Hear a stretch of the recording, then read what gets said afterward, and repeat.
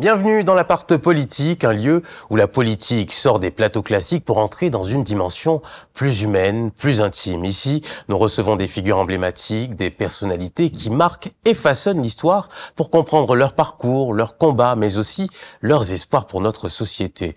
Pour ce tout premier numéro, nous avons l'immense privilège d'accueillir une femme qui a traversé les épreuves les plus marquantes de l'histoire récente de la Côte d'Ivoire. Elle est une voix, une force, une survivante, mais avant tout, une actrice incontournable du débat politique ivoirien. Aujourd'hui, Simoné Gbagbo, ancienne première dame, figure engagée et parfois controversée, nous ouvre les portes de son histoire et partage avec nous ses réflexions sur le passé, le présent et surtout l'avenir. Alors, installez-vous bien confortablement. Bienvenue dans l'appart politique.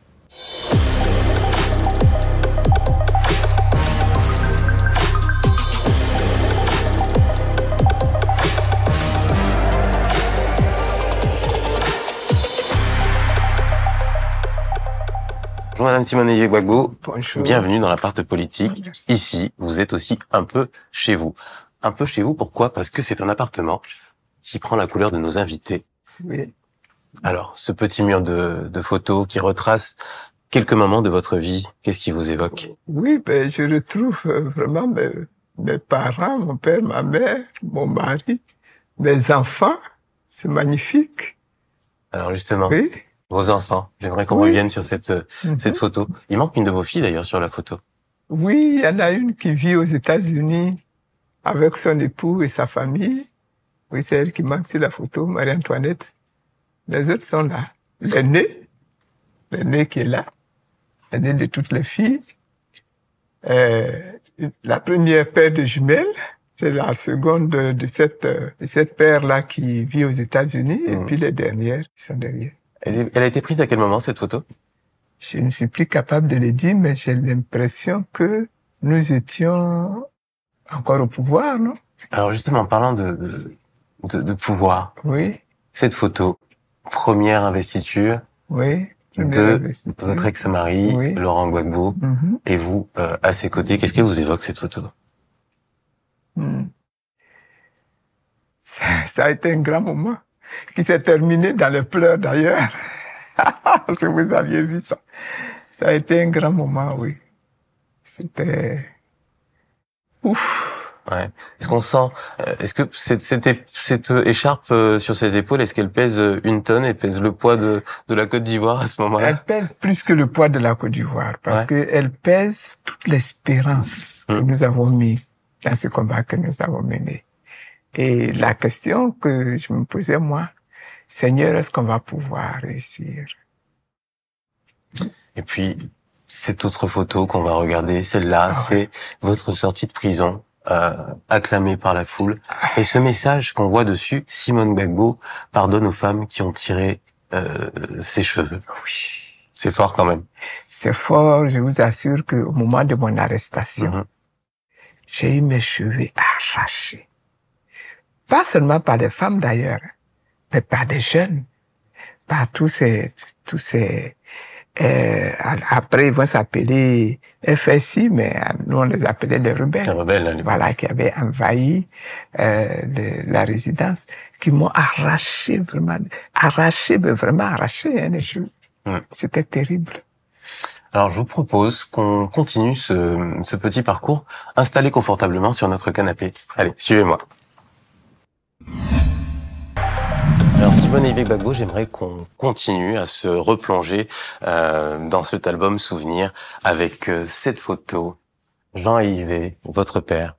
Ouh là là là là là là là là là, ça c'est mon père. Qui était gendarme de profession. Il était gendarme de profession, un bel homme comme vous voyez. Oh, j'ai adoré mon père. Oui. Oui. Quels sont les souvenirs que vous avez avec lui? Vous savez, c'était un homme, un père et une mère tout à la fois, parce que j'ai perdu ma mère très tôt. Il nous faisait à manger, il nous conduisait à l'école tous les matins, il nous lavait, nous habillait le soir pour nous mettre au lit. C'était un homme magnifique. Relation fusionnelle?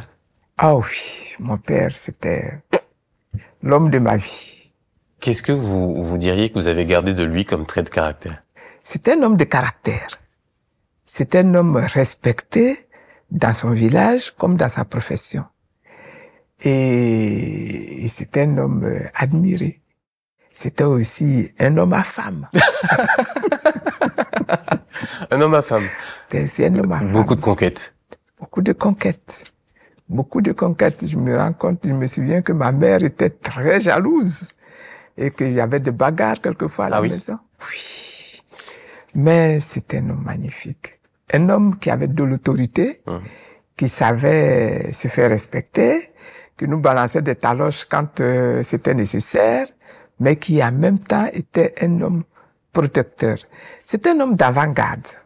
Dans notre communauté traditionnelle, nous sommes des matrilinéaires, hein, et donc l'enfant n'appartient pas à son père. L'enfant appartient à sa mère, à la lignée de sa mère. Et donc, à cette époque-là encore, lorsque le papa dépensait son argent sur ses enfants, c'était très mal reçu.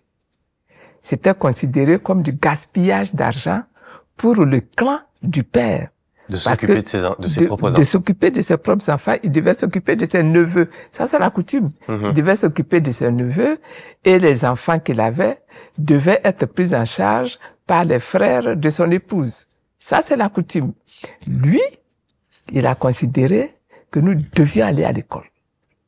Et il s'est investi pour que nous fassions des études. Et nous disait, nous étions majoritairement des femmes. Avec ma mère, il n'a eu que des filles. Et nous disait, votre premier mari, c'est votre diplôme. Et il a tenu le soir, il nous aidait à faire nos devoirs, et tout et tout. Et donc, vraiment, à ce niveau-là, c'était un homme d'avant-garde. Qu'est-ce que vous lui diriez aujourd'hui s'il était encore là? Ah, si j'étais encore là, j'ai dit, papa, voilà, j'ai réussi. Aujourd'hui, j'ai pu faire beaucoup de choses dans ma vie. J'ai pu devenir docteur. Donc, faire l'université, devenir docteur. Il n'a pas pu voir ça parce qu'il était déjà décédé. Et puis, je lui dirais, voilà, aujourd'hui, je dirige un parti politique, donc je suis devenu une personnalité politique. J'aimerais que tu sois là pour m'accompagner. Personnalité politique, justement. On a cette autre photo. Votre mère. Ça, c'est ma mère. Là. Ça, c'est ma mère. Oh là. C'est une photo que je n'ai pas vue depuis tellement d'années. Ma mère, je l'ai perdue très tôt. Je devais avoir 5 ou 6 ans quand j'ai perdu ma mère. Une mort atroce, due au fait que nous étions dans un pays où l'équipement sanitaire était très insuffisant. Elle était asthmatique. Elle était partie à Saint-Fra, dans la plantation de papa. Papa avait une plantation de café, de cacaoyer. Et c'était une maîtresse femme, hein.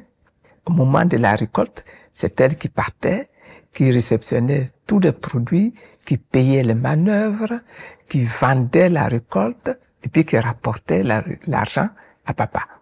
Et elle était partie, elle avait fait tout ce travail. Et puis sur le chemin du retour, elle était à l'époque c'était les Dina là qui faisaient la route. Les routes n'étaient pas goudronnées, avec la poussière qu'elle a avalée, voilà, elle a piqué une crise d'asthme. Les gens qui étaient avec elle ne savaient pas.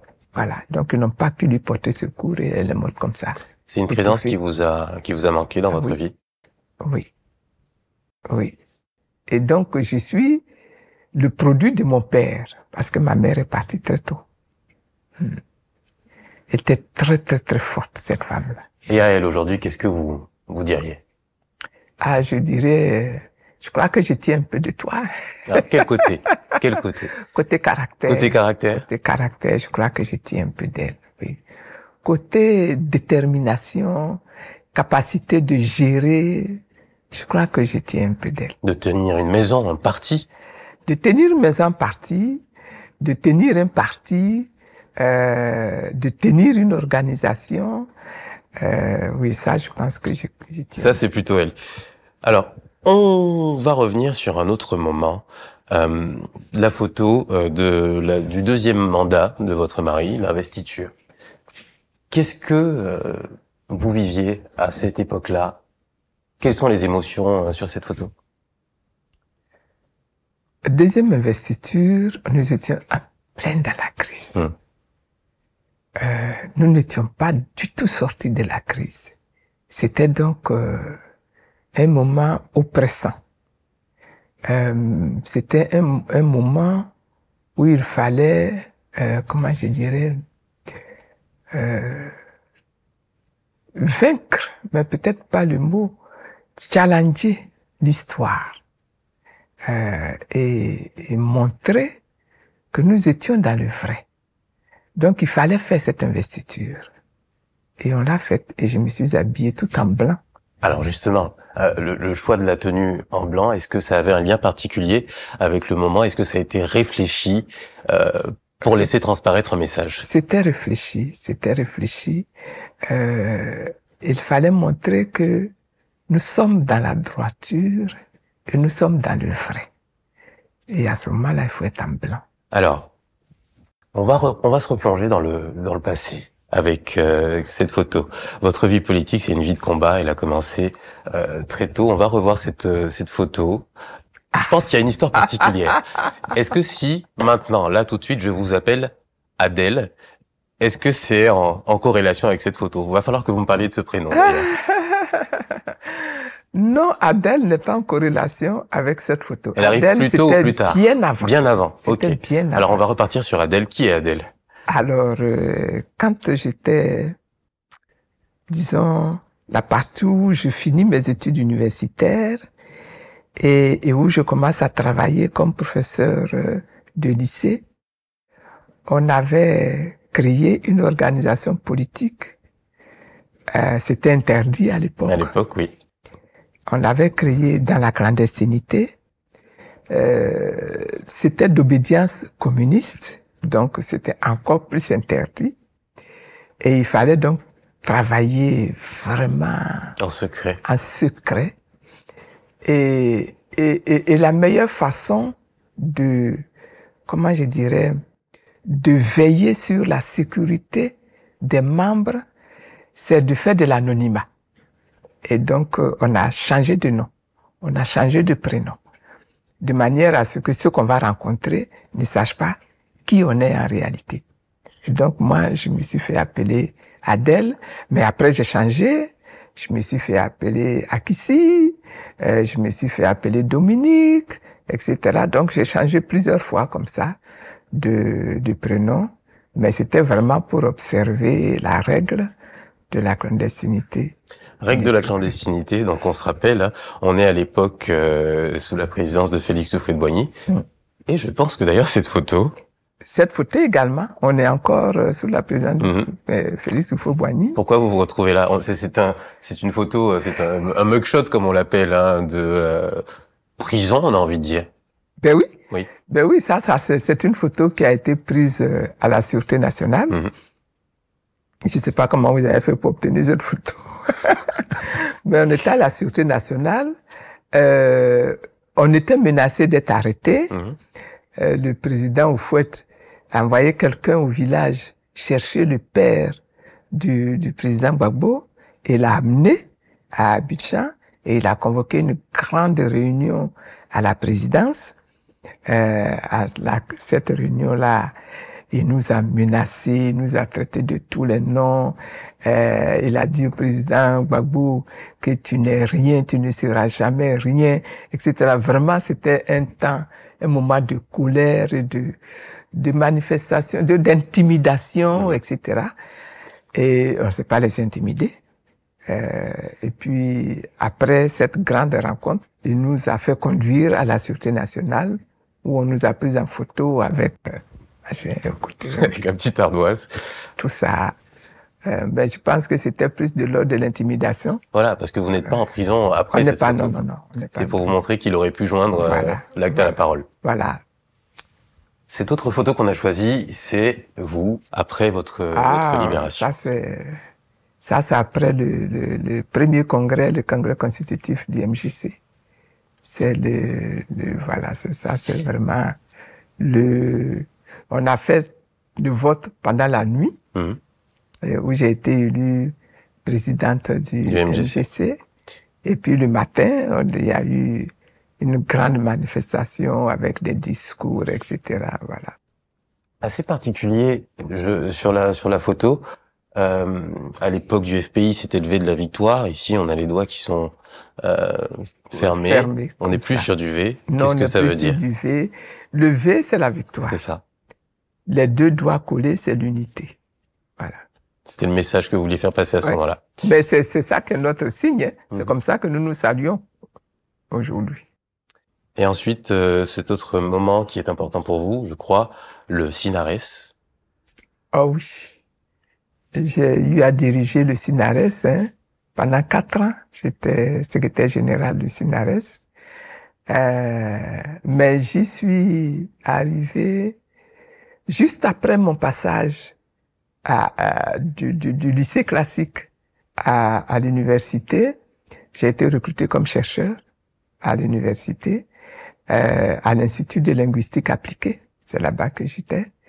Et le syndicat a fait sa grande réunion, son congrès, et le président, non, il n'était pas président, il était secrétaire général, Kipré, Pierre Kipré. a été élu secrétaire général, et quand il a constitué son bureau, il m'a mis première secrétaire générale adjointe du CINARES. Et ça, c'était important pour vous, cette partie-là de votre vie?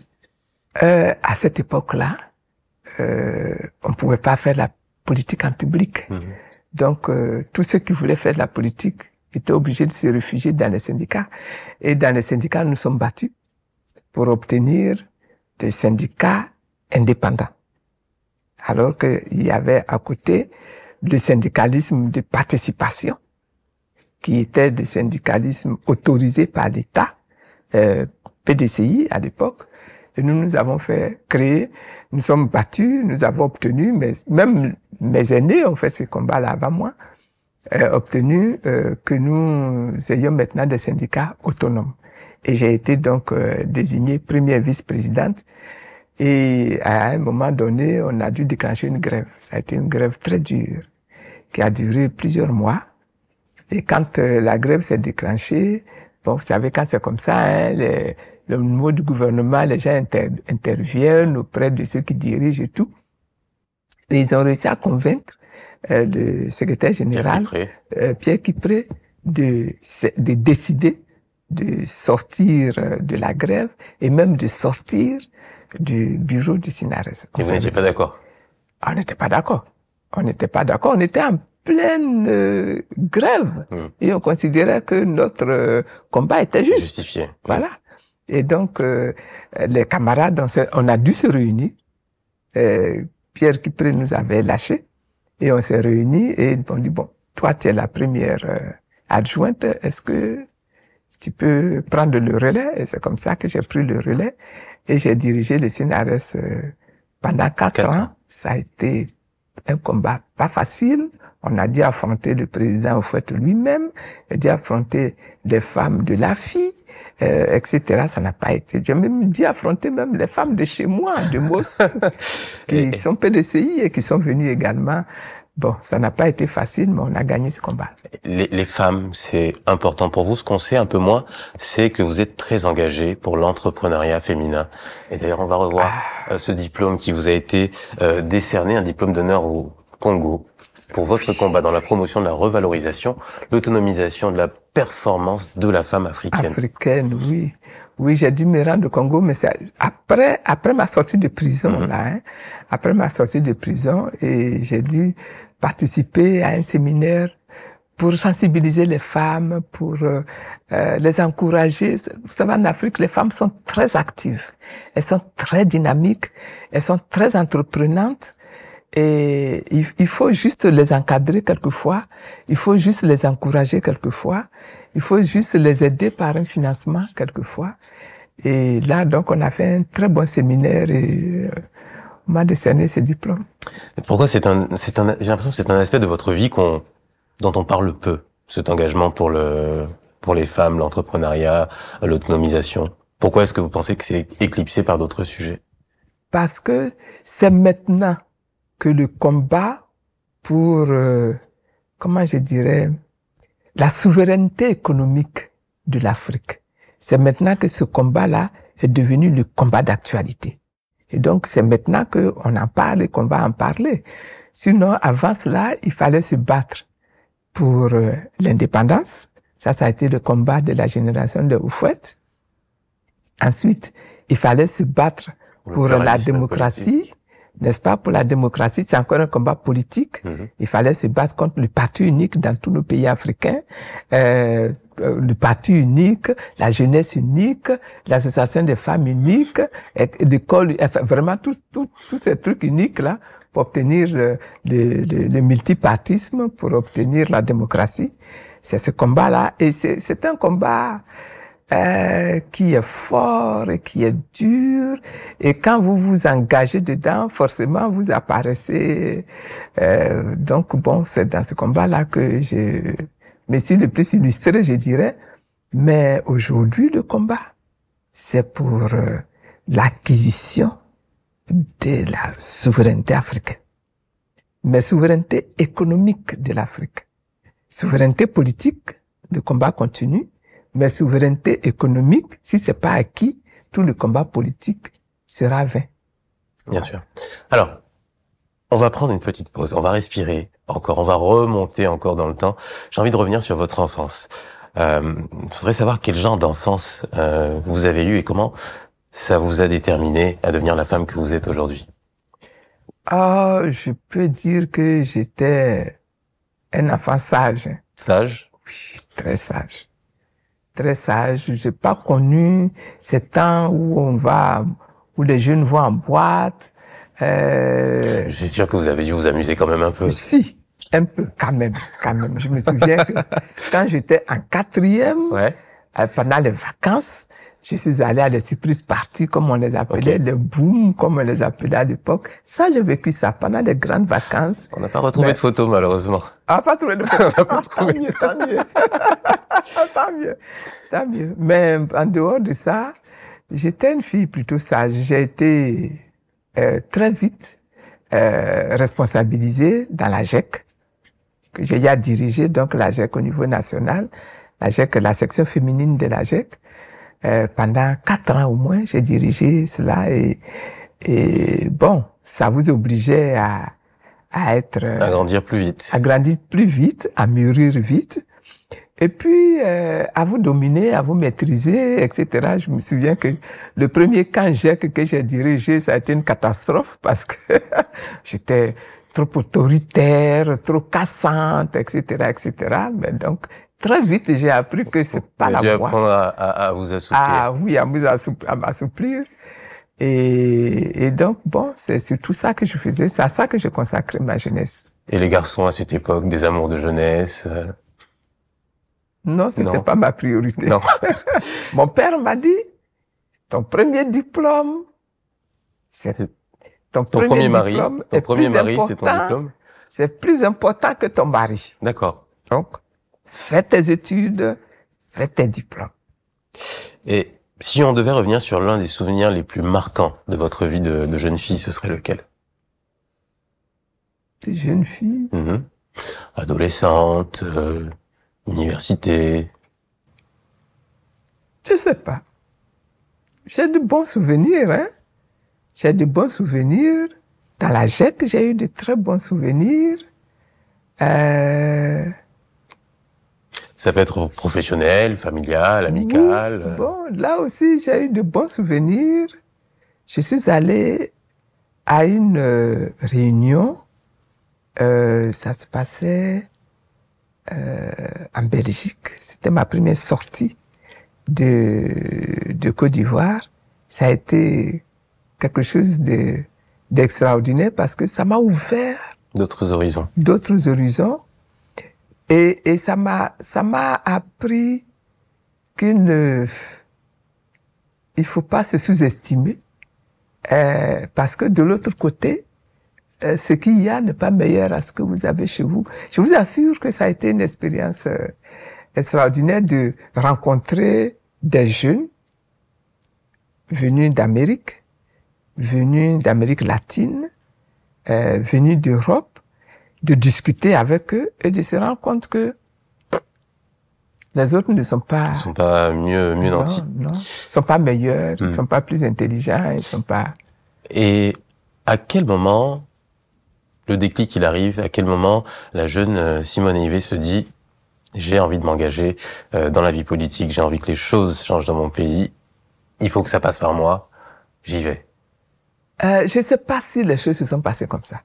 Vous savez, dès la GEC, je me suis retrouvé à discuter politique sur le thème de l'éducation, sur le thème de la jeunesse, à discuter politique avec des ministres. Bon, donc c'est quoi, ça donne envie, de creuser ce côté-là? Est-ce qu'on se sent en capacité de le faire? Ah oui, ouais. Tout de suite. Je me suis senti en capacité de le faire. Et surtout, tout de suite, je me suis senti en capacité de donner mon opinion et de défendre mon opinion. Et la leçon que j'ai tirée là, c'est que tout être humain, quel que soit son âge, doit faire en sorte de participer au débat public et de donner son point de vue. Et donc, il faut organiser la société pour que chacun puisse donner son point de vue. De là, vous voyez tout de suite le débat sur le parti unique, la jeunesse unique, la démocratie, le syndicalisme indépendant ou autonome. Donc, du coup, quand le MESI vient, moi, j'ai choisi d'être à l'UNESI ou à l'UCC, vous voyez. Et donc, bon, petit à petit comme ça. Et même au niveau de l'Église, j'ai eu des conflits avec les responsables que nous encadraient à l'Église parce que à cette époque-là, l'Église, on disait, un chrétien ne fait pas la politique. C'était le message à l'époque. Un chrétien ne doit pas faire de la politique. Un chrétien ne doit pas faire de la politique. C'était révoltant comme message pour vous. Ah oui. Ouais. Ah, ça a provoqué une rupture même. Une rupture avec l'Église catholique. Église catholique. Oui. Pendant 15 ans, j'en suis parti. Et puis c'est après que petit à petit, je suis revenu. Et justement, vous avez été au cœur du combat pour le pluralisme politique, le multipartisme. Est-ce que à cette époque-là, quand on est engagé dans ce combat-là, on est conscient qu'on est en train d'écrire une page de l'histoire de son pays? Non. On fait ce qu'on croit juste, c'est tout. On fait ce qu'on croit juste. On mène le combat qu'on croit juste de mener. Et moi, je continue d'être de cette opinion-là. Il faut mener des combats justes. Il faut intervenir dans comment on appelle la définition de la vie, du destin de sa nation. Il faut intervenir. Un citoyen doit intervenir, quel que soit son âge. Quel que soit son âge. Et quand on dit combat, le prix à payer n'est pas forcément toujours facile. Vous avez eu votre lot de difficultés, de la prison. Est-ce que aujourd'hui, vous avez le sentiment que ça en valait la peine? Oh, toujours. Toujours parce que bon, malheureusement, on est en Afrique. Et malheureusement, en Afrique, ces combats-là ne se mènent pas sans coup de matraque, sans même emprisonnement. Quelquefois, même, il y en a qui en perdent la vie. Malheureusement, mais ça vaut la peine de les mener. Parce que si vous ne les menez pas, votre nation, votre peuple devient quoi? Vous vous souvenez de tous ces combats-là de façon vive dans votre mémoire? En tout cas, je me souviens de beaucoup de choses, oui. Si vous deviez en revivre un seul, en termes de passion, d'engagement, d'intensité et surtout peut-être de résultats obtenus, ce serait lequel? Le 30 avril 1990. Le 30 avril 1990. Il se passe quoi? Le PDCI fait une déclaration et proclame la fin du parti unique.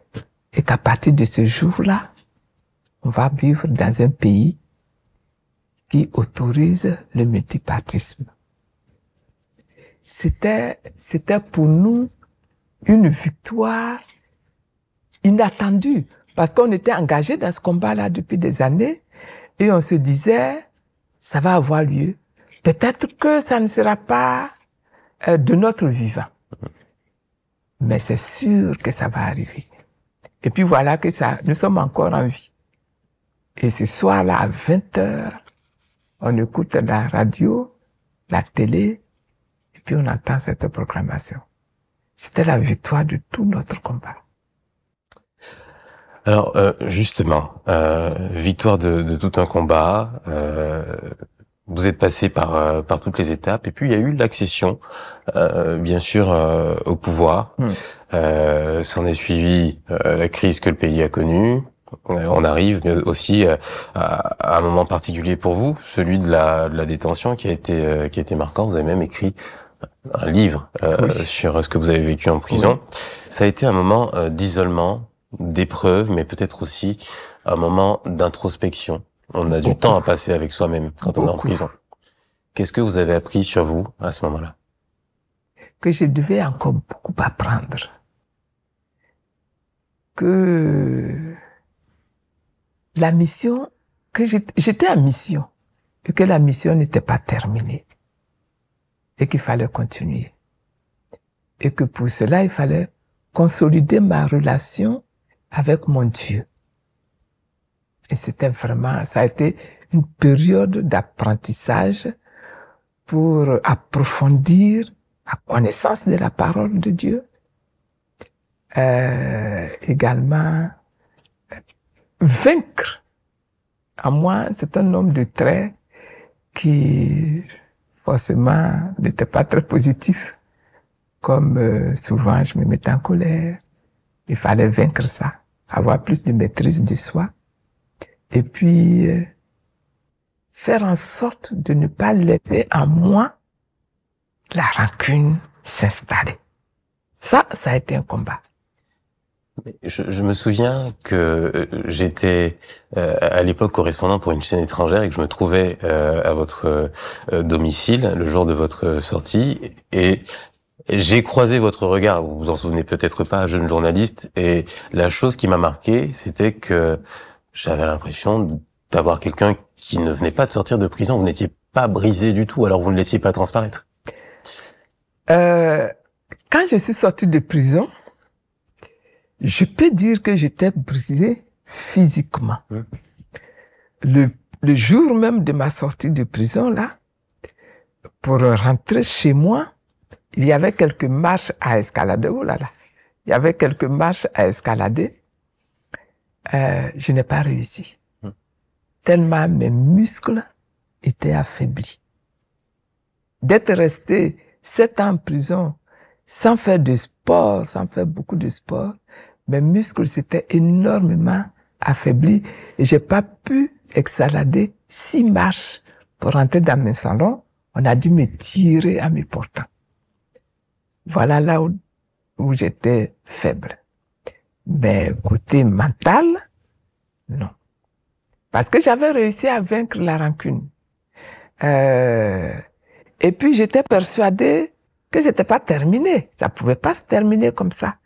Ni pour moi, ni pour la nation ivoirienne. Et donc, bon, il fallait juste continuer. Parce qu'en préparant cette interview, il y a une question en particulier que j'avais envie de vous poser. Quand on est une femme politique, quand on est femme d'homme politique, est-ce que le plus bel achèvement possible, c'est de faire oublier justement cette nature de femme et qu'on soit considéré uniquement pour ses capacités politiques? Mais femme ou homme, on est d'abord un être humain. Et être humain, on est planté quelque part dans un pays, on est citoyen de ce pays. On appartient à une nation, on est enfant de cette nation. La responsabilité, le devoir, la mission, c'est de faire en sorte que cette nation-là, à laquelle on appartient, elle devienne une nation digne, elle devienne une nation forte. Donc, homme ou femme, on a ce devoir-là. Oui, mais malheureusement, quel que soit le poste qu'on occupe. Quel que soit le poste qu'on occupe. Il y en a qui croient que pour réussir cela, il faut être député. Non. Pour réussir cela, il faut être ministre. Non. Quel que soit le poste qu'on occupe, quelle que soit la fonction qu'on accomplit. Mais dans les faits, je suis tout à fait d'accord avec vous, mais c'est vrai qu'on est dans une société qui nous rappelle très souvent nos conditions, hommes ou femmes, et c'est vrai que les femmes, malheureusement, sont trop souvent appelées à cette condition de femmes. Ça a été le cas pour vous en politique. On a l'impression que vous avez réussi à vous en détacher assez bien. Vous l'avez vécu. Mais parce que j'ai toujours considéré que le fait d'être femme ne devait pas être une entrave. Au contraire, le fait d'être femme devient même une responsabilité pour s'impliquer plus dans le développement de la vie, dans le respect de la vie de la société. Je me souviens que quand c'était en quelle année? En 92. En 92, on a été battus comme c'est pas permis par les militaires parce qu'on avait organisé une marche et on a été dispersés dans la violence comme c'est pas permis. Et les militaires qui m'ont attrapé, qui m'ont battu jusqu'à ce que je m'évanouisse sous le coup de matraque. Mais ce qu'ils poussaient comme cri, c'est voilà, tu es une femme, qu'est-ce que tu fabriques ici à venir nous emmerder? Tu devais être à la maison en train de torcher tes enfants, en train de faire à manger à ton mari, faire machin. Il n'a pas forcément bien changé le discours aujourd'hui. Hein. Comment? Il n'a pas forcément bien changé le discours aujourd'hui. Ah ben, militaire. Bon, bref. Ouais. Bref. Et j'ai le sentiment, je ne sais pas si vous l'avez vécu comme ça, mais que cette scène de l'aéroport lors du retour de Laurent Gbagbo de la haie vous a ramené à cette condition de femme. Tout d'un coup, cette vie privée, votre couple est mis à nu publiquement. Comment vous l'avez vécu, justement, cette scène? C'était quelque chose de très injuste. Quelque chose de très humiliant, parce que ça se passait quand même devant mes propres enfants, et de très décevant. Voilà, parce que je ne m'attendais pas à vivre une telle déception. Et publiquement. Publiquement. Et puis j'arrivais pas à expliquer. On n'a pas réussi à m'expliquer non plus pourquoi tout ça. Et donc bon. C'est ça, quoi. Mais donc, c'est un souvenir que j'aime pas évoquer. Oui, j'imagine. Est-ce que c'est beaucoup plus difficile de se reconstruire de ces blessures-là, de ce divorce, du fait que ce soit dans l'espace public, que tout le monde en parle à une époque? Est-ce que vous auriez préféré guérir éventuellement de ces blessures dans un contexte plus intimiste? Oh, à cette époque-là, j'ai fait ce que je croyais juste de faire. C'est-à-dire me mettre à côté. Parce que je voulais pas me lancer dans un débat sur Internet. C'était pas le lieu. C'était pas le lieu, et puis c'était pas très digne de faire ce genre de choses. Donc, j'ai préféré mettre tout ça sous silence. Je préférais d'ailleurs que ça reste sous silence. Alors avec ce geste-là, cette scène de l'aéroport, beaucoup ont dit que votre ex-mari avait raté une occasion de rentrer dans l'histoire, et on a l'impression que vous n'avez pas manqué ce moment-là. Vous en êtes ressorti grandi, vous prenez la tête d'un parti politique, il y a un soutien incroyable de la population, notamment de femmes, beaucoup de femmes qui se retrouvent dans ces situations-là et qui s'identifient à vous. Et puis, il y a même un pagne qui sort, qui s'appelle Simone Ivet, Capable.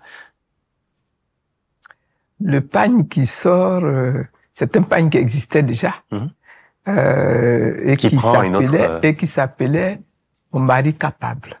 C'était ça le pagne, un vieux pagne. Et les femmes, c'est pas moi qui ai eu cette idée, ce sont des femmes qui ont eu l'idée. Elles sont en Europe, il y en a une qui est aux États-Unis. Elles ont eu cette idée-là de changer le nom et d'appeler ce pagne non plus Mon mari capable, mais la femme capable. Et Ivet capable. Et voilà comment est-ce que le pagne a changé d'histoire. Incroyable quand même. Oui. Ça vous a touché? Ah oui, ça m'a énormément touché. Parce que c'était la manifestation d'une sympathie venue de partout. Je n'ai sollicité personne, mais tout le monde a été sensible. Ah, vous avez jamais demandé de la pitié, ou c'est pas votre style de qu'on vous je n'encourage personne à demander de la pitié. Non, c'est pas mon style. Mais ce que j'ai constaté, c'est que ça m'a boosté, ça a permis de me faire connaître, même au-delà des frontières ivoiriennes. Quand je suis allé au Congo, j'ai découvert là-bas des femmes députées, des femmes ministres, des femmes sénatrices qui connaissaient mon histoire et qui me racontaient mon histoire et qui m'interrogeaient sur mon histoire. Ça, je crois que ça m'a... Bon. Petite question, je ne sais pas si j'ai envie d'entendre votre réponse. Est-ce que vous avez l'impression d'avoir pris votre pleine dimension à ce moment-là de la séparation? Est-ce que vous êtes enfin devenue la femme que vous avez peut-être toujours été, mais qui est beaucoup plus visible aux yeux du monde, beaucoup plus sûre d'elle, qui suit son propre calendrier? Plus sûre d'elle, ça je ne sais pas, mais ce qui est sûr, c'est que aujourd'hui, je peux dire que je suis plus reconnue, c'est la femme. À l'époque, c'était le couple. Mais aujourd'hui, c'est cette femme-là qui est plus reconnue, plus identifiée. C'est vrai. C'est vrai. Ceci dit, c'est pas ça que je recherchais, moi. Dans le parcours que j'entrevoyais, moi, dans ma vie, j'aurais terminé ma vie dans mon couple. Voilà, donc je n'avais pas recherché ça, mais bon, je constate que c'est cela. Et comme je considérais que le combat que je menais n'est pas achevé et qu'il mérite d'être continué, bon, mais je continuais mon combat à ce niveau-là. Alors, un combat pas achevé. On parle beaucoup de réconciliation nationale. On en a parlé pendant très longtemps. On entend peut-être un peu moins en ce moment. Est-ce que vous avez le sentiment qu'on y est arrivé, que tout a été fait à la réconciliation nationale? Oui. Non, pas du tout. Pas du tout. Parce que, vous savez, pour parler vraiment de réconciliation nationale, il faut non seulement s'asseoir, discuter du problème. Qu'est-ce qui s'est passé? Pourquoi ça s'est passé? Qu'est-ce qu'on peut corriger de ce qui s'est passé pour ne plus avoir à vivre cela? Et puis, une fois que ce débat est en cours, il y a des personnes qui ont été victimes pendant cette crise. Il y en a même qui ont perdu la vie. Il y a des personnes qui ont perdu leurs biens. Il y a des personnes qui ont perdu leur position. Il y a des personnes qui ont perdu leur emploi, leur métier, etc., etc. Il y a des réparations à faire. Il y a des restitutions à faire. Et ça, c'est pas fait. C'est pas encore fait. Tant que ça ne sera pas fait, mais le problème ne pourra pas être considéré comme réglé. Je me suis rendu à l'ouest du pays, qui est le pays où il y a eu le plus de victimes. Voilà. Dans ce pays là, il y a quelque chose à faire. Il y a une reconnaissance de la nation. Il y a un pardon de la nation. C'est pas fait. Là-bas, les gens ont perdu tellement de choses. Il y en a jusqu'aujourd'hui. Il y en a qui ont perdu leur terre, qui ont perdu leur champ jusqu'aujourd'hui. Ils n'ont pas encore pu réintégrer ces biens-là. Ça doit être fait. Et vous avez déjà donné tellement de choses depuis l'époque de l'indépendance, multipartisme. Vous engagez un nouveau combat. Aujourd'hui, vous partez à la conquête de la magistrature suprême. Qu'est-ce que vous avez le sentiment de ne pas avoir encore donné, avec une vie politique si riche, si intense? C'est vrai, vous dites vie politique si riche, si intense. Oui, c'est vrai, mais en même temps, les objectifs qu'on s'était fixés à l'époque ne sont pas encore atteints.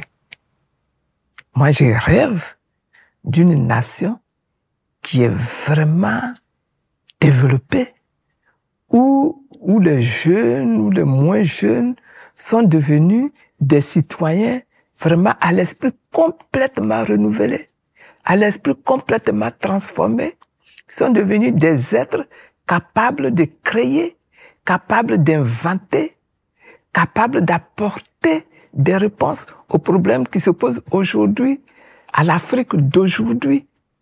Une nation qui est débarrassée de toutes les pesanteurs traditionnelles, mais débarrassée également de toute la convoitise des nations, des puissances qui sont étrangères, mais qui convoitent notre pays, ce qui est une réalité, qui convoitent même notre Afrique, ce qui est une réalité. Ce combat-là, il n'est pas terminé. Et il n'y a pas d'âge pour mener ce combat. Alors, justement, le MGC aujourd'hui, le mouvement Génération Capable, vous en a donné les clés de mener ce combat. On va regarder cet extrait de votre investiture. D'accord. J'accepte et je m'engage à mener une campagne inclusive et rassembleuse avec votre aide et avec l'aide de Dieu. Je sais pouvoir compter sur l'IMGC et je m'engage à faire rayonner notre vision et à défendre chaque Ivoirien.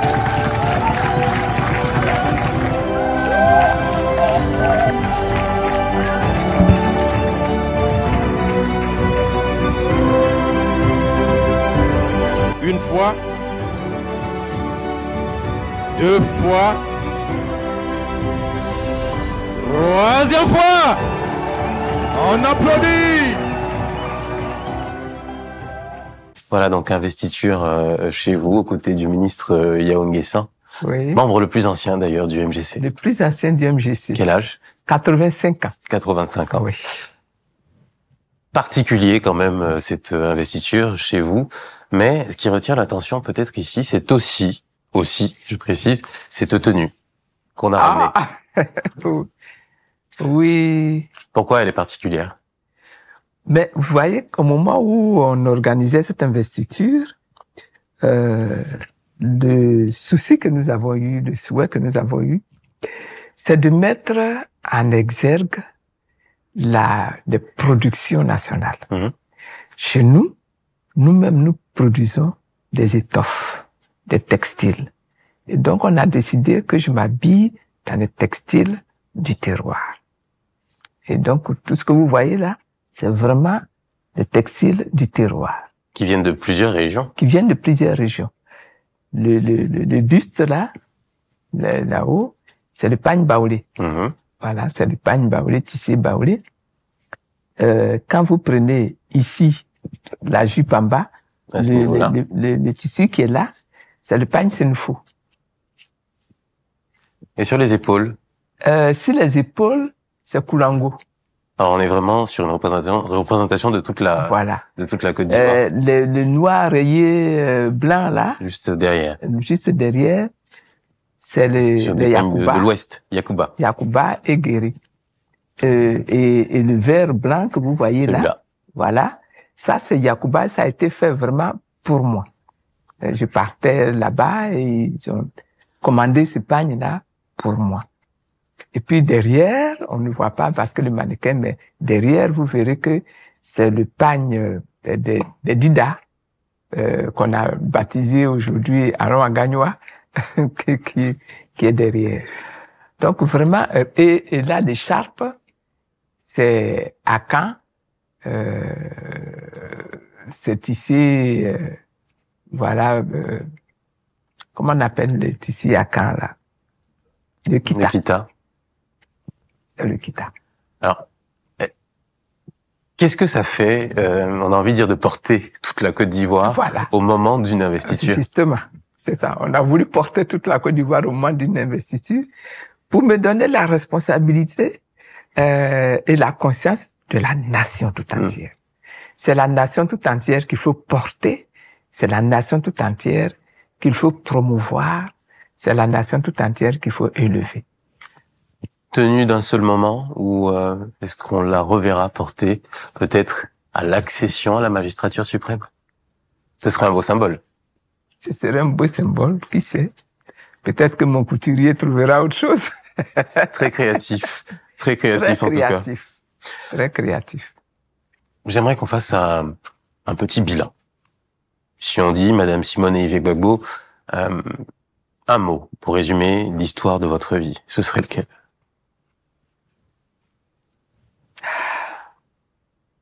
Je dirais que finalement, je suis une personne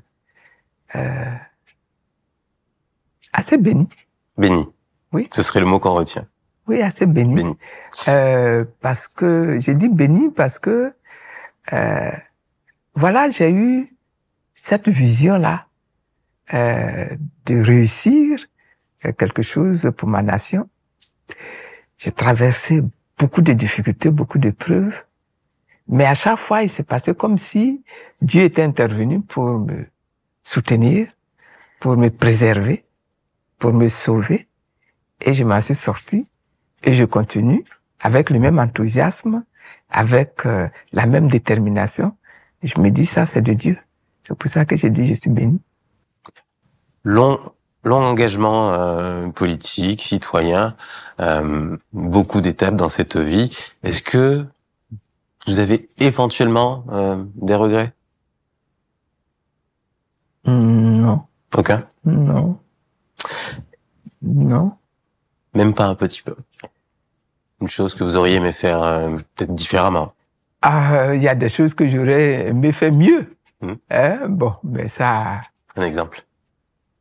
Ah, par exemple, quand on était... je sais pas.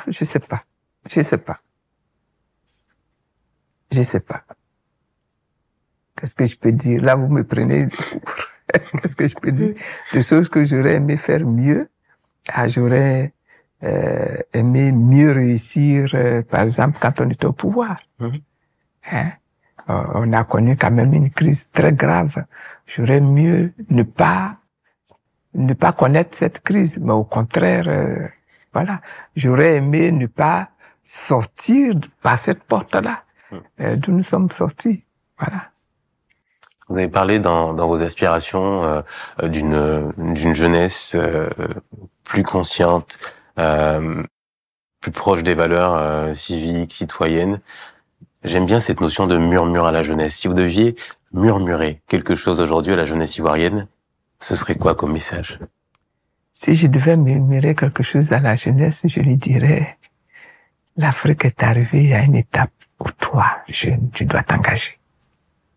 Toi, jeune, tu dois sortir des amusements et t'engager parce que c'est une question sérieuse de survie qui se présente à toi. J'aime bien la notion de murmure parce que quand on parle moins fort, on prête beaucoup plus attention à ce que l'autre dit et on se concentre pour écouter le message. Si l'histoire devait retenir quelque chose de Simone Gbagbo, qu'est-ce que ce serait, Simone Eyive Gbagbo? Mon souhait, c'est que l'on retienne de Simone Eyive Gbagbo qu'elle est une personne qui s'est dévouée pour sa nation. Parce que cette nation-là est une nation qui est attendue par Dieu lui-même pour une responsabilité qui dépasse cette nation-là. Et donc, elle a fait ce qu'elle a pu pour ça. Si on ferme les yeux quelques instants et qu'on imagine votre Côte d'Ivoire idéale dans 10, 15 ans, à quoi elle ressemblerait? Elle ressemblerait à une nation, à une terre qui est complètement transformée. Vous avez le train qui circule partout. Vous avez des hôpitaux équipés où vous avez la justice qui s'applique partout, où on peut se réfugier chez le juge pour sa propre sécurité et où les enfants vont à l'école. Quand ils sortent de l'école, ils ont un emploi.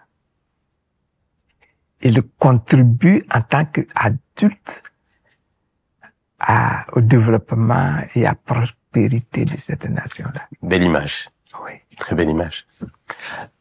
Quand on fait de la politique, quand on est à la tête d'un parti, quand on a des journées si chargées, est-ce qu'on a le temps d'écouter de la musique? Est-ce que ça fait partie à part entière de votre quotidien? Ça devrait. Moi, la musique, j'ai pas toujours le temps de l'écouter. Mais c'est important. Quel genre de musique vous écoutez? Moi, j'écoute surtout la musique chrétienne. Surtout. Parce que en même temps, vous écoutez de la musique, en même temps, c'est votre temps de prière. En même temps, c'est quelquefois votre temps de méditation. Et puis, quelquefois, c'est un temps d'apaisement.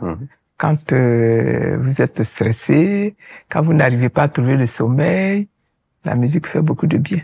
Alors, on allait chercher justement quelques musiques qui semblent faire partie de votre quotidien, en tout cas de ce que vous appréciez. On en reparlera dans quelques instants. On écoute cette première chanson. Jésus tape jamais poteau. Avec lui, c'est assuré jusqu'à gogo. Jésus tape jamais poteau. Non. Vous l'entendez, vous voulez la fredonner un peu? Ouh, j'ai une voix de crapaud. Allez, on peut Vous se allez laisser faire aller. vos éditeurs. Allez. Il va pas pleuvoir, on est bien Vos couverts. éditeurs vont prendre la faute. Jésus tape jamais poteau. Ça, c'est assuré jusqu'à gogo. Toi qui as tout essayé, mais tu es sorti de là zéro. Jésus là, il est prêt de t'aider à aller, n'est-ce pas, jusqu'à la victoire. Donc Jésus tape jamais poteau, Jésus Marius tape psalmiste. jamais poteau. Alors, ce Avec deuxième, lui, c'est assuré jusqu'à gogo. vous chantez pas si mal que ça. Ah. Alors, la deuxième chanson, c'est celle-là. Tu me demandes pourquoi j'aime le louer, pourquoi je l'aime bien. Comment elle s'appelle cette chanson? Oh, Ce feu qui voilà, c'est brûle le en feu moi. qui brûle en moi. C'est de Marie Adé. Oui. Vous l'aimez bien C'est cette une chanson? grande chanson. Ah oui, c'est une grande chanson. Pourquoi? Mais les paroles qui sont dedans. Vous me demandez pourquoi je loue mon Dieu, pourquoi j'aime louer mon Non, je Dieu, me suis posé la question de savoir pourquoi si c'était... je le célèbre. Est-ce qu'il y avait une petite association aussi, ce feu qui brûle en moi, de continuer à apporter à la Côte d'Ivoire cette passion? Continuer à porter la Côte d'Ivoire, mais de continuer à louer mon Dieu. Surtout. Oui, parce que c'est toute l'énergie là, ça vient de lui. Oui. Alors on va écouter cette troisième chanson. Ne t'ai-je pas dit que si tu crois, tu verras ma gloire. Tu verras ma gloire se manifester dans ta vie. Ne t'ai-je pas dit que si tu crois.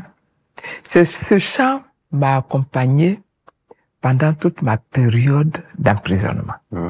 C'est un chant, à chaque fois que je commençais à fléchir, parce que c'est arrivé, que je commence à désespérer, parce que c'était long, parce que j'étais seul.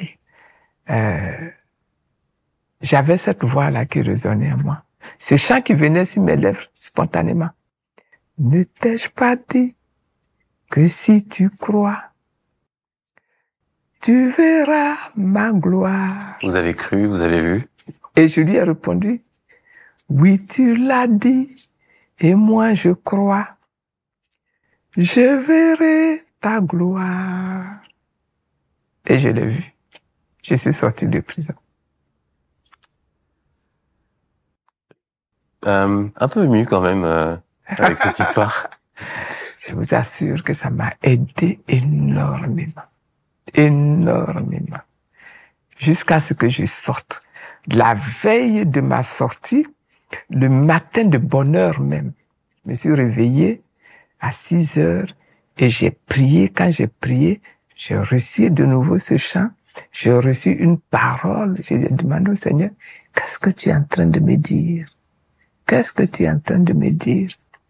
Et le soir, à 8 heures du soir, j'ai reçu un coup de fil.